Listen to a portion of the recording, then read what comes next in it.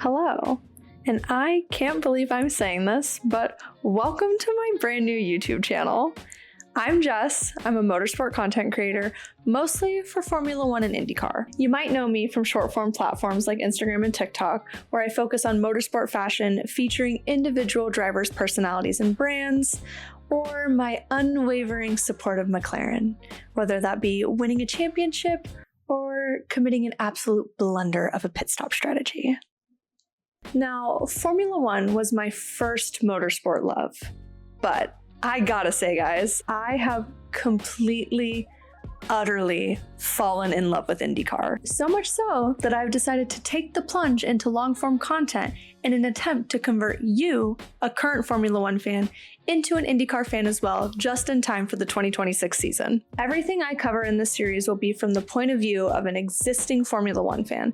So I won't be explaining what open wheel racing is or anything, but I will be explaining things in a way that will be relevant to your existing knowledge. Everything from Colton Herta's recent decision to move to F2 and the FIA updating the super license point system, to how qualifying compares, how tire and tire strategies compare, to, which drivers competed against Oscar Piastri in F2 back in 2021, aka Christian Lundgaard and Marcus Armstrong. So without further ado, let's jump into this first episode, breaking down the 2026 IndyCar grid.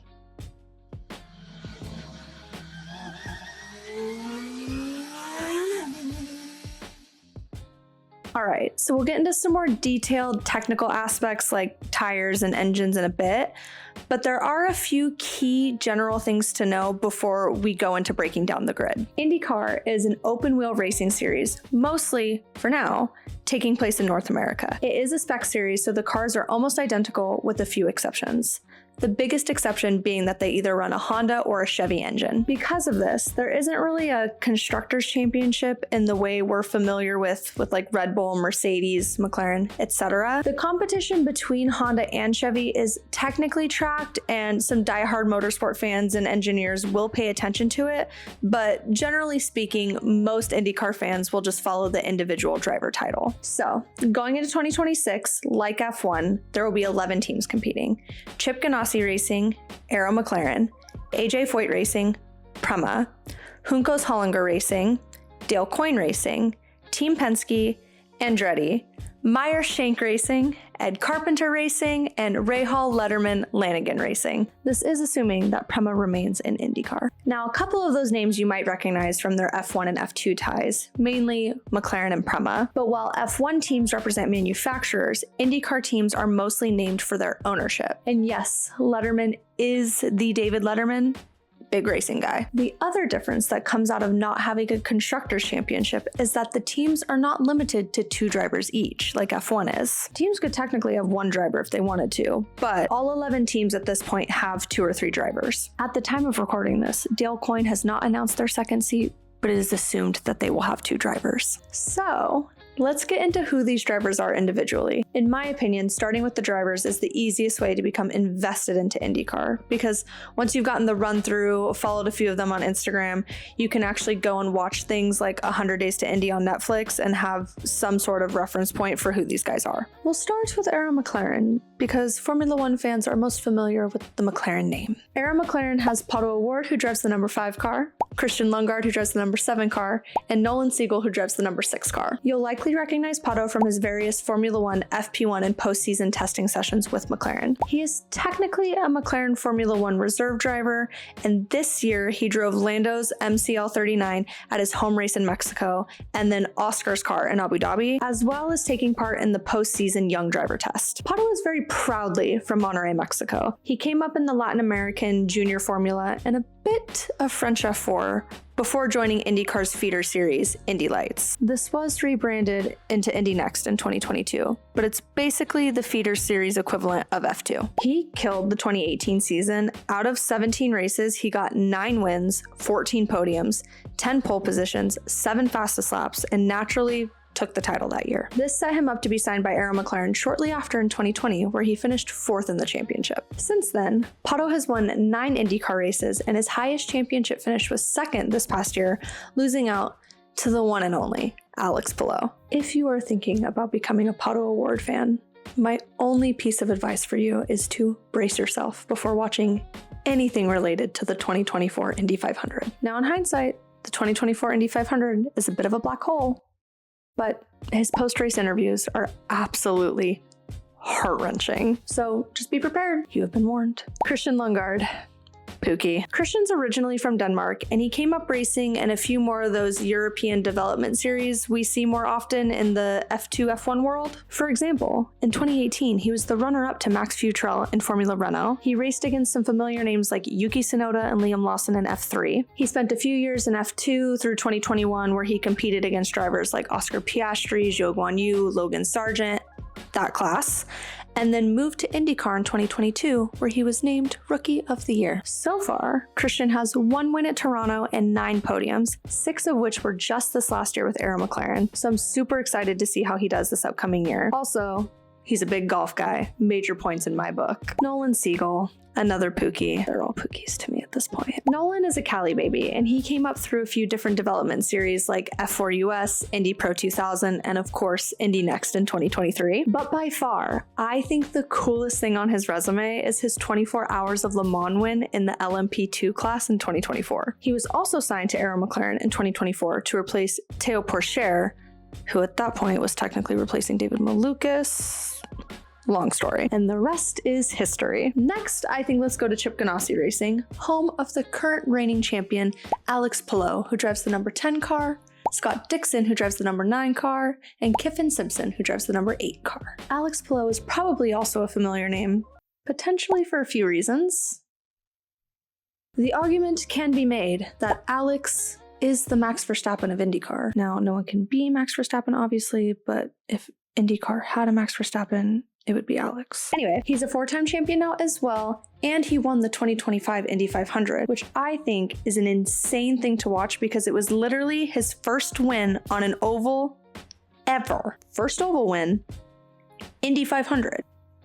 Alex came up in a few different development series like GP3 in 2015, where he competed against Esteban Ocon, who won that year. And then again in 2016, where you start to see some names like Charles Leclerc, Alex Albon, Nick De Vries, that whole class. He spent a year in Japanese F3, moved to European F3 in 2018, which of course Mick Schumacher won that year, and then moved to IndyCar in 2020 with Dale Coyne Racing before finally landing with Chip Ganassi in 2021, where I think he's just become like a defining driver of this era of IndyCar. Scott Dixon, legend. Alex gives Max vibes. Scott kind of gives me Fernando vibes. Scott's been in IndyCar for like 25 years at this point. He has 59 IndyCar wins, including his debut race in 2003. He's a 6-time Indy champion, including his rookie year, and he won the 500 in 2008. The most impressive thing I think though is that Scott's championships are so spread out from 2003 all the way to 2020.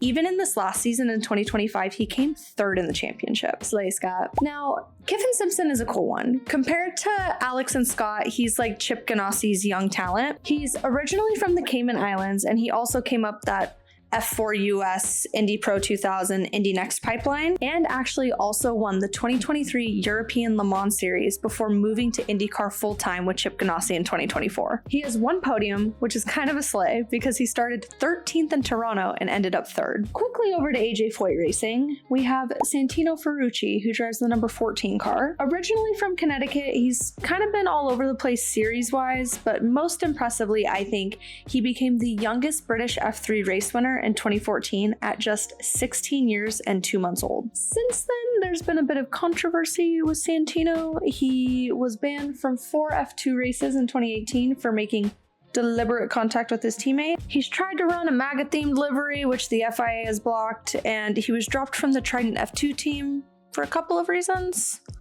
I'll let you dig into that should you choose to. Santino's kind of bumped around a bit in IndyCar, but ultimately has landed at AJ Foyt Racing, where he's been since 2024. Now, a driver that I am super excited to see this upcoming year is Caio Collet, who will be driving the number 4 car. Unseriously, many of us know Caio as Oscar Piastri's old roommate, but seriously, Caio has a pretty extensive resume. Originally from Brazil, Caio won French F4 in 2018 against some familiar names like Théo Pourchaire and Arthur Leclerc. Came in second in Formula Renault in 2020, where we also see names like Franco Colapinto and Paul Aron. He spent a few years in F3 against drivers like Gabby Bortoleto, Leo Fornaroli, Luke Browning, Pepe Marti, that whole class, and then came in third in the 2024 Indy Next Championship. I am very happy he has a seat this year. I think he's going to do so well. Now, PREMA. PREMA is an interesting one because there's been some rumors floating around that they might not continue in IndyCar due to some financial constraints, but I am proceeding assuming that they are going to be on the grid. We know PREMA largely due to their Formula 2 success, including their 2024 iconic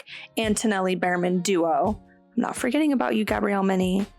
But 2025 was their first entry into IndyCar. Callum Ilott, who drives the number 90 car, came up via the 2015 F3 European Championship route against names like Charles Leclerc, Lance Stroll, George Russell, Alex Albon. Came third in GP3 in 2018 behind crowd favorite Nikita Mazepin, and then spent some time in F2, where he came second in the championship behind Mick Schumacher. He also joined the Ferrari Driver Academy for a bit, where he supported both Ferrari and Alfa Romeo in testing and FP1 sessions around 2021. Callum then bounced around a bit in IndyCar, making a few appearances with Juncos and McLaren before landing at PREMA in 2025. His teammate Robert Schwartzman, who races under the Israeli flag because he got banned for racing under the Russian flag, so you know, was one of those started karting at age 4 kids. He actually came up via Italian F4 with Zhou Guanyu back in 2014, moved to Formula Renault, came in third in the 2018 F3 European Championship, where of course Mick Schumacher won that year, and Alex Palou competed, and then spent some time in F2 with PREMA, where he came second in 2021 to Oscar Piastri. He spent a bit of time with Ferrari as both a test and reserve driver, including a couple of FP1 sessions in 2022,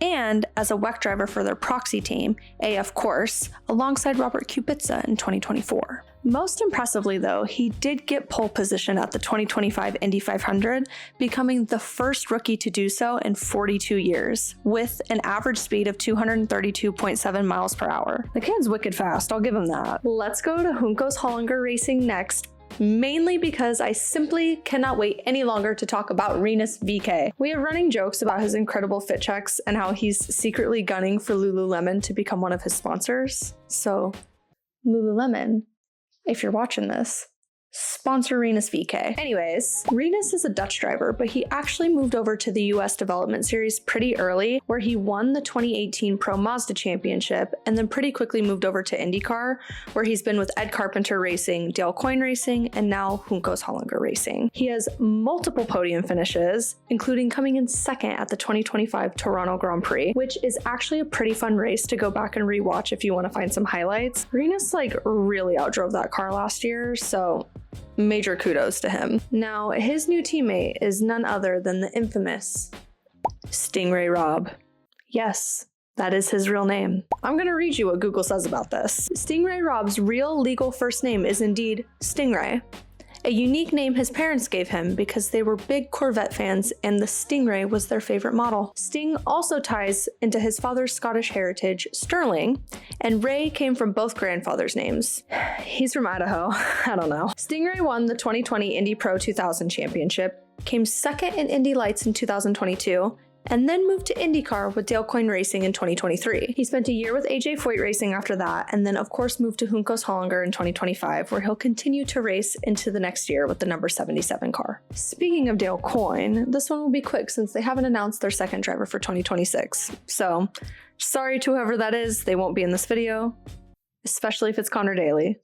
Sorry, Connor Daly. The driver that they do have signed, though, is Indy Next 2025 champion Dennis Hauger. Dennis is originally from Oslo, Norway. He competed in a few junior series like British F4, where he was teammates with Jack Doohan, and Italian F4, which he won in 2019 against the likes of Paul Aron, Joshua Dirksen, and future F1 Academy drivers Amna and Hamda Al-Khabazi. He went on to win the 2021 FIA Formula 3 championship against some familiar names like Arthur Leclerc, there, Ayumu Iwasa, Jack Crawford, and then spent the next couple of years competing in F2 and serving as a Red Bull Racing reserve driver. He won Indy Next this past year in 2025 with Andretti, and I'm super excited to see how he does in the steel coin seat. Shall we move on to Andretti then? Andretti is obviously one of the most recognizable names in racing, period. Mario Andretti is, of course, the 1978 Formula One World Drivers' Champion. His son, Michael Andretti, actually drove for McLaren F1 in 1993,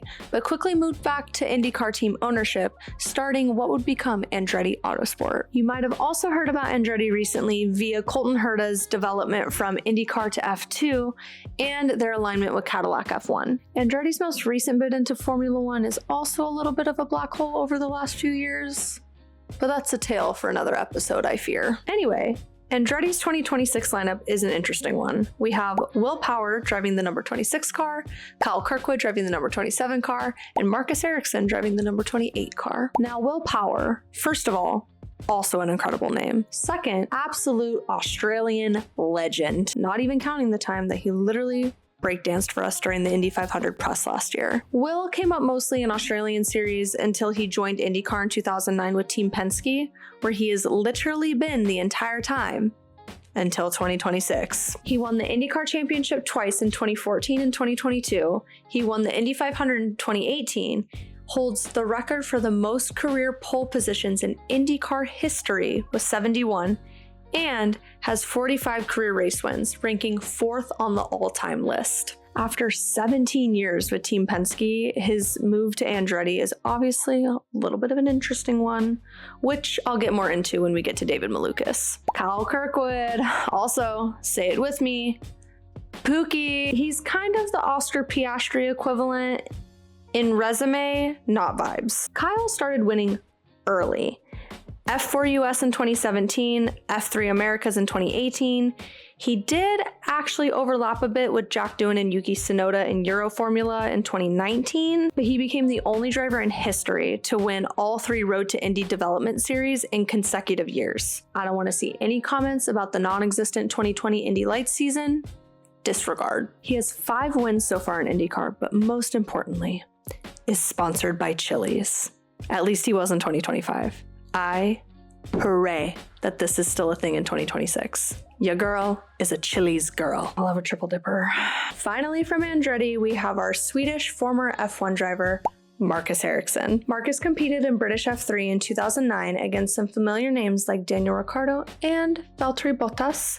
Spent a few years competing in GP2, where we run into some drivers like Sergio Perez, Davide Valsecchi, Julian Palmer, and Romain Grosjean, and then spent 5 seasons in Formula One from 2014 to 2018. While he had a pretty uneventful rookie season in IndyCar in 2019, he moved to Chip Ganassi Racing in 2020 and found some success there, including winning the Indy 500 in 2022. Marcus has been with Andretti since 2024. I'm also going to note that if you want to become a Marcus Ericsson fan and want to watch some recent races, the 2025 Indy 500 is a great watch, and then becomes a sad watch. He gets disqualified. Sorry for spoiling it. Okay, I think let's hit Team Penske next. We got Josef Newgarden in the number 2 car, Scott McLaughlin in the number 3 car, and David Malukas, aka Lil Dave, in the number 12 car. Joseph is Clark Kent. That's about all you need to know. Really, though. Originally from Nashville, he had a pretty quick come up in karting starting at the age of 13. He won the Indy Lights Championship in 2011 and then promptly moved to IndyCar in 2012, when, for context, you have some familiar names like James Hinchcliffe and Rubens Barrichello competing for the one singular season Rubens Barrichello was in IndyCar. Joseph has been with Team Penske since 2017, has 32 IndyCar race wins, and Team Penske cheating scandal aside, went back-to-back winning the Indy 500 in 2023 and 2024. Also, another tale for another episode, I fear. All right, Scotty Mac. Pretty straightforward. Scott was a V8 Supercars legend in New Zealand before ever joining IndyCar, winning that title 3 straight years in a row in 2018, 2019, and 2020. He joined Team Penske full-time in 2021, and since then has achieved 7 IndyCar race wins, 11 pole positions, including the 2024 Indy 500. And as a little side quest, won the 2019 Bathurst 1000. Last, but certainly not least, also Pookie, David Malukas. David, first and foremost, is a TikTok transition king. Originally from Chicago, David worked his way up to Indy Next in 2021, where he gave Kyle Kirkwood a run for his money and came in second by only 13 points. Now, David's had an interesting run in IndyCar so far. After originally signing with Dale Coyne Racing for 22 and 2023, he was set to move to Arrow McLaren in the following year. However, tragically, he injured his left wrist in a mountain biking accident, skipping Lance Stroll, before the season began. He missed the first 4 races that year, and without a super clear recovery timeline, Arrow McLaren actually dropped him, and then that's when you get into the whole Teo Porcher, Nolan Siegel game of musical chairs for the number 6 car. David then drove for Meyer Shank in 24, AJ Foyt in 2025, and then, wild turn of events,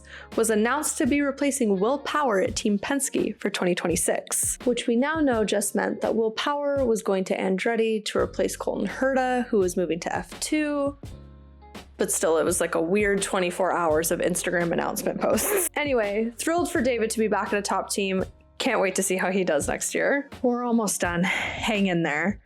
Quick detour over to Meyer Shank Racing, where we have Felix Rosenqvist, who's driving the number 60 car, and Marcus Armstrong, who's driving the number 66 car. Now, MSR, in my opinion, has one of the coolest sponsors in IndyCar, which is SiriusXM. They have designed some of the absolute sickest liveries, including the Grateful Dead, Ozzy Osbourne, Metallica, and Creed. Speaking of sick liveries, we'll start with Felix Rosenqvist. Felix has kind of like a chaotic resume, which brings us back over into some fun Formula One overlap, including competing in 2010 German F3 against Kevin Magnussen, 2011 F3 Euro Series against Carlos Sainz, 2015 FIA F3 European Championship, where he actually won against that Lance, Charles, George, Alex class, 2017 Super Formula against Pierre Gasly, 2017 Formula E, partnered with Nick Heidfeld. My point being, the kid's been around the block a couple of times. Felix moved to IndyCar in 2019 with Chip Ganassi Racing and won Rookie of the Year,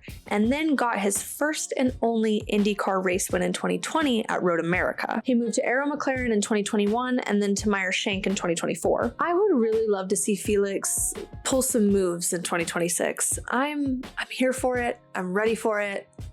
Pookie. MSR's other driver, Marcus Armstrong, also comes from a world with quite a bit of Formula One crossover. He's originally from New Zealand, but he was also present for a number of European Junior Series I've mentioned previously. After signing to the Ferrari Driver Academy in 2016, Marcus won the Italian F4 Championship in 2017 against some familiar names like Felipe Drugovich and Kush Miney, came 5th in that 2018 season of the FIA F3 European Championship against Mick Schumacher, Alex Palou, Zhou Guanyu, and then spent a few years in F2 around 2020 to 2022, competing against several of the aforementioned drivers. Marcus had an interesting start to IndyCar, and this is one of those things I point to when I laugh and try to argue that IndyCar is kind of like Whose Line Is It Anyway, where everything is in fact made up, but the points definitely matter. Marcus signed to Chip Ganassi in 2023, but he actually split his seat with another driver, Takuma Sato, under the pretense that he would race all of the street circuits and road courses, and then Takuma Sato would race all of the ovals. I mean, he was Rookie of the Year in 2023, so I guess it worked for them. He moved to MSR in 2025 and has 2 career IndyCar podium finishes. Okay, moving on to Ed Carpenter Racing. Ed Carpenter is so fun to me. Not only does he own ECR, but he also races as an ECR driver every year in the Indy 500. And you know what? I would too if I had my own team and I could do whatever I wanted. There are 2 drivers headed into 2026 are Alex Rossi driving the number 20 car and Christian Rasmussen driving the number 21 car. The most important thing to know about Alex Rossi is he competed on season 30 of The Amazing Race with fellow IndyCar driver Connor Daly. It's on Paramount Plus. Go watch it. Alex is also a Cali native, but he moved to Europe at a pretty young age to race in GP3, Formula Renault, and then GP2 in 2014, which was won by Jolyon Palmer, before serving as a test and reserve driver in Formula One between 2012 and 2016. Shortly after moving to IndyCar in 2016 and signing with Andretti, Alex actually won the 2016 Indy 500, becoming the first rookie to do so since 2001. Alex raced for Arrow McLaren in 2023 and 2024 before moving to ECR in 2025 and has 8 career IndyCar race wins so far. He has the driest humor on the grid. and I love it. Now, on the other hand, Christian Rasmussen, our TikTok star, went the opposite direction. Christian is originally from Denmark. Yes, both Christians in IndyCar are from Denmark, but he moved to the US early to compete in the full Road to Indy system, where he won US F2000 in 2020, Indy Pro 2000 in 21, and then Indy Next in 23. He's pretty much been with ECR since 2024, but signed a full-time contract this past year, which is when he got his first win in Milwaukee. Also a really great watch. Necessary if you're planning on being a Rasmussen fan. The last team, you made it. This team I'm actually very, very excited to see this year, and that is Rahal, Letterman, Lanigan Racing. RLL. We have 3 RLL drivers. We have Graham Rahal, of course, in the number 15 car, Louis Foster in the number 45 car, and Mick Schumacher in the number 47 car. Rahal is obviously another legacy racing name. You've got Bobby Rahal, who raced mostly from the late 70s to the early 90s, and now his son Graham Rahal races for the family team. Graham did most of his winning early in his career. He became the youngest IndyCar race winner in 2008 at the age of 19, and became the youngest IndyCar pole sitter in 2009. Although I believe Colton Herta now holds both of these records as of 2019. Graham's also raced the Rolex 24 at Daytona a few times, winning in 2011, and has 6 career IndyCar wins. Unrelated, but when you feel like going down a black hole, it is so fun to go back and see who did these sort of like one-offs in the early 2000s and who raced together. Like the Rolex 24 in 2011, you've got Juan Pablo Montoya and Scott Dixon racing together. You've got Zach Brown and Martin Brundle racing together. And Patrick Dempsey raced that year. Just fun on a rainy afternoon, if you ask me. Anyway, Louis Foster and his mustache. Louis, to me, is kind of the most exciting young talent on the grid at the moment. He had a super successful karting and junior formula career in the UK, including British F4 in 2019 against names like Luke Browning and Zane Maloney, and then moved to the US to compete in Indy Pro 2000 in 2021, which he promptly also won. Indy Next 2024, won. Then in his first year in IndyCar with RLL, he took his first pole position at Road America and also took Rookie of the Year. I am super excited to see how he does in 2026. Finally, we have the latest addition to the grid, Mick Schumacher. I don't need to explain the legacy there, and if I do, you have a couple more videos you need to watch before this one. Mick also kind of has one of those little bit of everything resumes. He came up in Italian F4, competed for PREMA in the FIA F3 European Championship against some familiar names like Lando Norris and Nikita Mazepin, which, like, in hindsight, what a sentence. Won that title in 2018, moved to F2, won his F2 title in 2020, moved to Formula One where he raced a bit for Haas, was a reserve driver for a few years for what seems like half the grid, has been racing a bit of WEC hypercar for Alpine, and now comes to IndyCar for 2026. Let's see what happens. And there you have it, the 2026 IndyCar grid. 26 drivers, one still to be announced, so 27 total. Again, I personally think it's best to start with the drivers, get to know the major players, so when you go back to watch races, highlights, 100 Days to Indy on Netflix, you actually know who you're working with. So that's what we've done. But fret not, if you are more interested in the technical differences, how the cars and tires differ, how qualifying and points differ, we'll get there in the next couple videos. So now that I'm officially a YouTuber, I can now say subscribe to my channel and we'll have you up to speed ahead of St. Pete in February 2026. Slay, bye.